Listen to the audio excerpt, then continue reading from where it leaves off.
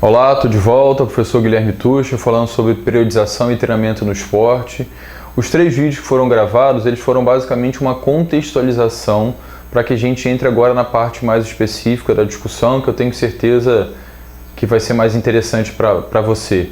Mas a discussão anterior, ela era importante para que agora você comece a pensar e ver o esporte de uma forma mais ampla.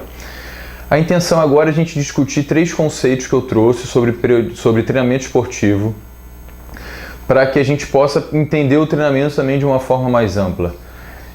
Eu não tenho a intenção aqui de discutir um esporte em particular, então eu vou estar apresentando o conceito de treinamento esportivo de uma forma geral, mas eu tenho certeza que você vai conseguir levar isso para o seu esporte. O primeiro conceito seria o seguinte: é um exercício cuja finalidade é o aperfeiçoamento ou desenvolvimento em uma determinada área. É um conceito tão geral porque ele pode ser utilizado até mesmo fora do esporte. Se você quiser aprender a utilizar um instrumento musical, você vai ter que treinar aquele instrumento musical. Se você quiser aprender a desenhar, você vai ter que ter aula de desenho para você treinar a conhecer a técnica do desenho. E a mesma coisa para o esporte. Então a gente espera então que o treinamento leve a uma melhora de determinadas capacidades do atleta, se tudo for bem feito e bem organizado. Um outro conceito diz o seguinte, que é um processo que favorece alterações positivas de um estado físico, motor, cognitivo, afetivo e psicológico. Poderíamos até pensar em outros. O que tem de legal nesse conceito? A primeira palavra, né, que é processo. Processo, a gente entende que é alguma coisa em médio ou longo prazo. Então, o processo de treinamento, aquisição de uma habilidade, seja no esporte ou fora do esporte, ela não acontece do dia para a noite. O indivíduo tem que participar, tem que estar sujeito a um processo de treinamento para poder melhorar determinadas condições. E o bacana aqui é que muitas vezes o próprio profissional de educação física e das outras ciências que trabalham com a educação física, que são os exemplos que eu dei no vídeo anterior, eles entendem que o processo de preparação ele é muito mais voltado para o físico do que para as outras áreas. Como se o nosso corpo ele fosse só determinado pelo componente físico. Então a gente precisa ter uma melhora física, mas associada a essa melhora física, a gente precisa ter uma melhora motora, né, da coordenação da técnica, que vai fazer com que aquele movimento seja feito com mais qualidade. Isso pode trazer economia de movimento, menor gasto energético, consegue fazer mais atividade. Também é importante que o atleta desenvolva a parte cognitiva dele para que ele possa entender exatamente o que ele está fazendo. Eu tenho comigo que quando a gente entende por que a gente faz alguma coisa ou por que aquilo precisa ser feito, a gente faz com mais qualidade, a gente se dedica mais. Então o atleta, desde a infância, durante o período de formação dele, ele precisa entender o esporte que ele pratica. Ele precisa entender por que existem determinadas intensidades, por que é dia de descansar, por que é dia de treinar mais forte, por que os estímulos são diferentes. O atleta precisa compreender isso. Ele não vai ser professor de educação física, mas ele vai entender o porquê dele estar fazendo aqueles estímulos, o porquê dele receber aqueles estímulos, por que existem competições diferentes, por que nem toda competição ele vai vencer. Se a gente for pensar na parte emocional e na parte psicológica, é um exemplo que eu dei no vídeo anterior também.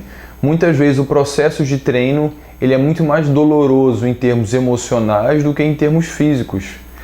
Vamos imaginar uma criança que ela começou a fazer treinamento, ela começou a treinar uma determinada modalidade, ela já tem lá por volta de 12, 13 anos, e ela treinava 3 vezes na semana e ela passa a treinar 4, 5 vezes na semana.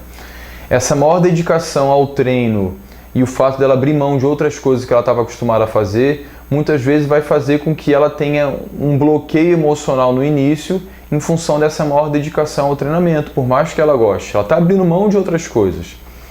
Se a gente for pensar os atletas de maior desempenho, os atletas adolescentes, adultos que têm um maior desempenho, muitas vezes suportar o estresse do treinamento vai fazer com que ele precise emocionalmente se controlar para que ele não desista. Porque o nosso corpo quer sempre economizar energia. Então a cabeça vai estar sempre falando assim, não, vai mais devagar, deixa para ir forte só na última série. Mas na verdade todos os estímulos deveriam ser feitos no máximo. O último conceito aqui é o seguinte: preparo físico, técnico-tático, intelectual, psíquico e moral do atleta por meio de exercícios físicos. O que esse conceito traz um pouquinho diferente do outro?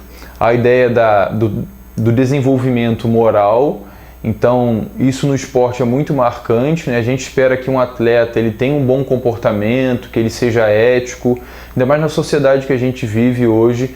Os atletas eles são exemplos para as pessoas. Então, a gente cobra desses atletas que ele tenha um bom desempenho, que ele seja um indivíduo ético. A gente tem casos no esporte de atletas que foram pegos no doping e em função disso perderam patrocinadores, perderam o apelo social que eles tinham da população em função daquela descrença que ele acabou gerando na população. E outra parte importante desse conceito que é legal de discutir é que todas essas condições físico-técnicas, motoras, táticas, emocionais, elas são basicamente desenvolvidas por meio do exercício físico. Então, aquelas séries que a gente prescreve, né? Os exercícios que a gente prescreve, os estímulos que a gente prescreve no treino, eles têm que ser pensados de uma forma para que você desenvolva as necessidades que você espera desenvolver no seu atleta, sejam elas emocionais, físicas, técnicas ou táticas e por aí vai. Então, quando eu estiver programando o meu treino, eu vou ter que estar pensando nas determinadas fases e épocas do treinamento, da periodização, o que eu deveria desenvolver em termos dessas condições nas diversas fases, para que quando eu vá prescrever o meu treino, ele não seja pautado só na parte física. Ele leve em consideração também essas outras condições para que eu forme um atleta e não faça o indivíduo só melhorar fisicamente. Tudo bem? O próximo vídeo é sobre os princípios do treinamento desportivo. É uma discussão também bacana e eu espero que vocês assistam. Um abraço!